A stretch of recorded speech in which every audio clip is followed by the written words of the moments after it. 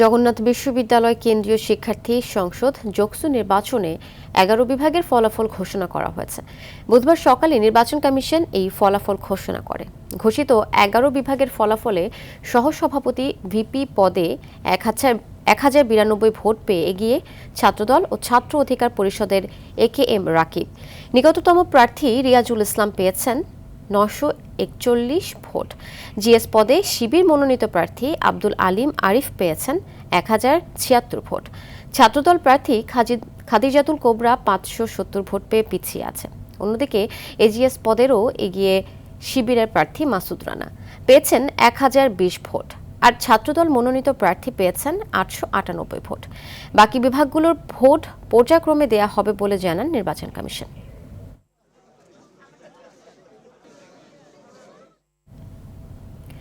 দর্শক, এই মুহূর্তে জগন্নাথ বিশ্ববিদ্যালয় কেন্দ্রীয় শিক্ষার্থী সংসদ জোকসু নির্বাচনের ফলাফলের বিষয়ে জানাতে সরাসরি যোগ দিচ্ছেন সহকর্মী দীপ্ত চন্দ্র পাল।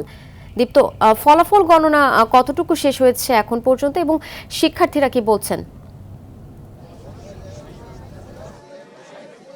আফসানা, যেমনটি বলছিলেন, এখন পর্যন্ত কিন্তু ১১টি কেন্দ্রে ফলাফল ঘোষণা করা হয়েছে। আপনি জানেন যে মোট ৩৯টি কেন্দ্র, সেখানে মাত্র ১১টি ফলাফল ঘোষণা করা হয়েছে এবং বাকি ২৮টি কেন্দ্রে কিন্তু ফলাফল ঘোষণা বাকি রয়েছে এবং সেটি পর্যায়ক্রমে দেয়া হবে বলে জানিয়েছেন। আপনি জানেন যে গতকাল গ্রহণের পরে ফলাফল গণনার কিছু সময় পরেই কিন্তু আসলে যেই ফলাফলের ওএমআর মেশিনটি সেটি যান্ত্রিক ত্রুটি দেখা দেয় এবং তারপরেই কিন্তু ফলাফল গণনা বন্ধ হয়ে যায় এবং রাত 12:30টার দিকে আবার সেই গণনা শুরু হয়।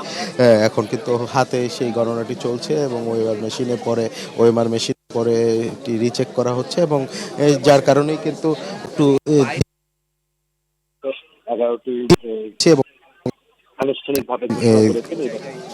আনুষ্ঠানিকভাবে ঘোষণা করেছে নির্বাচন কমিশন। একটু যদি অনানুষ্ঠানিক একটি বলি যে কিছুক্ষণ আগে কিন্তু জগন্নাথ বিশ্ববিদ্যালয়ের যে পেজটি রয়েছে সেখানে কিন্তু ১২টি কেন্দ্রের একটি ফল প্রকাশ করেছে।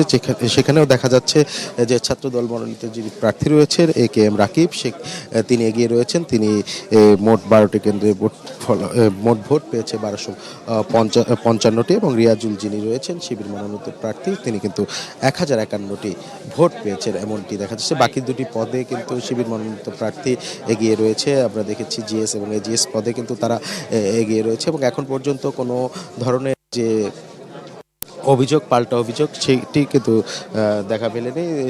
সুষ্ঠুভাবেই ভোট গণনা চলছে। আমরা বিভিন্ন শিক্ষার্থীদের সঙ্গে কথা বলেছি, এখন পর্যন্ত কিন্তু অভিযোগ করেনি। একটু যদি বলে রাখতে চাই, এই যে নির্বাচন সেখানে কিন্তু প্রায় ১৬,৬৬৫ জন ভোটার রয়েছে এবং ২১টি পদে ১৫৭ জন এবং বিশ্ববিদ্যালয়ের একমাত্র যে ছাত্রী হলের সংসদের ১৩টি পদে ৩৩ জন সহ মোট ৩৪টি পদের বিপরীতে ১৯০ জন প্রার্থী চূড়ান্ত প্রার্থী হিসেবে কিন্তু ঘোষণা করা হয়েছে।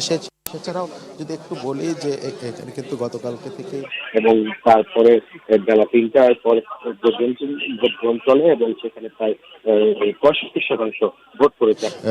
৬৫% ভোট পড়েছে। এখনো চলছে গণনা, তবে কয়টা নাগাদ এই গণনা শেষ হতে পারে সেটি কিন্তু আনুষ্ঠানিকভাবে জানানো হয়নি। নির্বাচন কমিশন বলছে পর্যায়ক্রমে প্রতিটি কেন্দ্রেরই ফলাফল ঘোষণা করা হবে। তো আফসানা, এই ছিল আমার কাছে জগন্নাথ বিশ্ববিদ্যালয় থেকে সবশেষ তথ্য। আফসানা, ধন্যবাদ আপনাকে।